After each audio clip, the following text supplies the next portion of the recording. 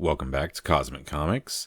Curse of the Spawn is a 29-issue series that ran from September of 1996 to March of 1999. The series introduces new Hellspawns, explores new stories, and follows up on existing characters. It was known for having darker, more mature themes than the flagship Spawn title. I am jumping ahead to issue 23, published in August of 1998, where we learn more about the origins of Overt-Kill. Story, Alan McElroy. Pencils, Dwayne Turner. Dwayne has done pencils since issue number 1 on this run, and this is his final issue with the series, but he's not done with Spawn, as he'll spend most of the next year working on a new Spawn series, Spawn the Undead. Inks, Chance Wolfe and Todd McFarlane, with special thanks to Jason Gorder and Jonathan Glapion. Copy editor and lettering, Tom Orzechowski. Color, Todd Broecker and Mark Nicholas. Northern Greenland, 1998. I love this opening page. I am constantly amazed at the quality of the work the artist Todd hires bring to the table. A lone figure rides a snowmobile towards IS-4 Department of Defense lab. The outside of the laboratory is decorated with multiple headstones. The man arriving is Doctor Eylan Hessman. He looks kind of Neanderthal or ape-like. To get to this point, he has lied, cheated, stolen, and killed. All for love. We can see behind him the remains of Overt-Kill being removed from a box. Dr. Hessman is making a video journal of his experiment. He's been working on his current project for 463 days and is close to completion. He's tired of this Arctic wasteland and ready to return to civilization. He wonders if any who see this tape will forgive him. He tries to explain his sin. This shows that he knows that he's done wrong. As a doctor, Hessman ran up against a wall when he couldn't save his father's life. Oh, but he tried. Limb repair and replacement, robotics, anything, but it wasn't enough to save his father. Eylan was so desperate to keep his father alive because his mother had died in a car accident and his father was his only family. It sometimes feels like every father in a superhero book has to be an abusive asshole, but Eylan's father appears to have done everything right. His son lived the American dream, and then his father contracted ALS, Lou Gehrig's disease. Once more he recounts all the ways he attempted to save his father's life.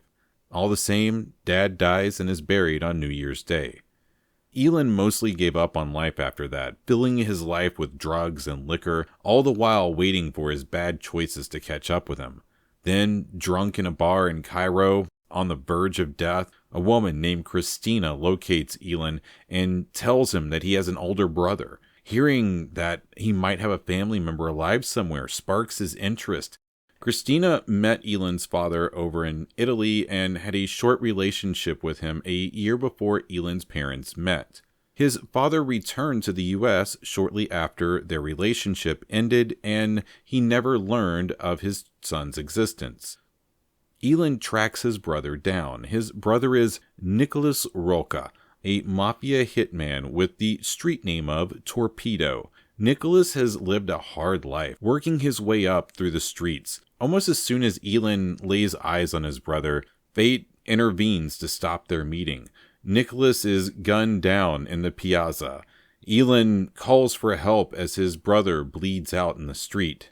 Things look bad. Eylan knew of only one person who might be able to help, his brother's boss, Don Bartino.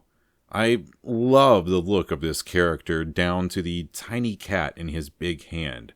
Bartino asked the perfect question. What is my care for one hitman? But hey, here's an opening. Make your pitch, and Eylan does. He explains that he's a roboticist and can turn Nicholas into the perfect killing machine. Standing beside the Don in the room that day is a member of the New York crime family, Twistelli, whom we've been introduced to previously as Don Vito Gravano, aka Dracula, aka Antonio Twist. Twistelli vouches for Eylan, convincing Bartino to give him the money. Dr. Hess takes that money and creates Overt-Kill. And then we move on to the most confusing page of this comic. After seeing Nicholas get shot up like that, I think most readers assume Eylan had to immediately do some real RoboCop type stuff in order to save his brother's life, but no, he appears to be looking great. Nicholas buys a cabin in Milan where they get time to hang out, get to know one another, to be family. Both of them get to just chill and relax for a bit.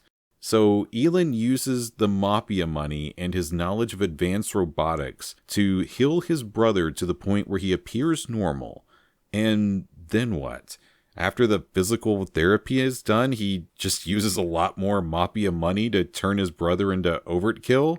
This whole page just feels wrong and out of place. Like it's something that should have happened and then his brother got shut up.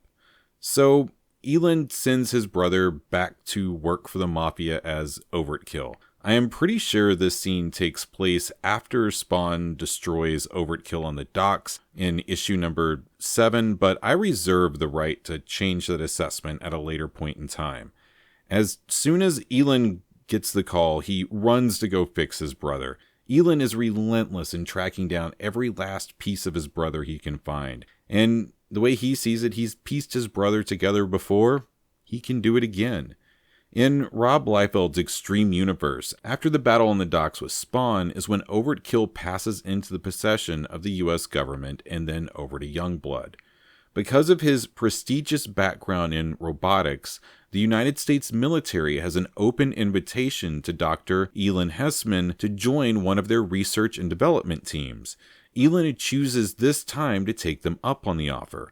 The Department of Defense wants the same thing Don Bartino does, a killing machine, and they are willing to pay Eylan to build it. Eylan is assigned to the Department of Defense project Black Bag Cyber Soldier.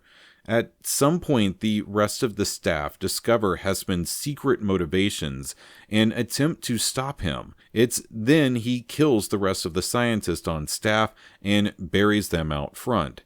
After killing others to reach his goals, he recognizes how much like his brother he is. I get killing his colleagues, but when and how did he find the time and materials to make headstones for all of them and put those out front? The machines begin detaching. The moment of truth has arrived. At long last, his brother is reborn. Eylan walks down to greet his sibling, his blood brother. He assures his brother that together they can work for the peace they deserve. From this day forth, the bloodshed ends. Welcome back.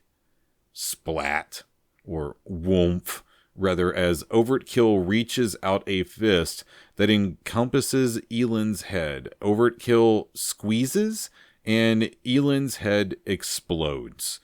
We don't get much else from Overt-Kill, just him standing there screaming, "War!" The teaser box tells us that Overt-Kill is dead, that this is overt war, which, no.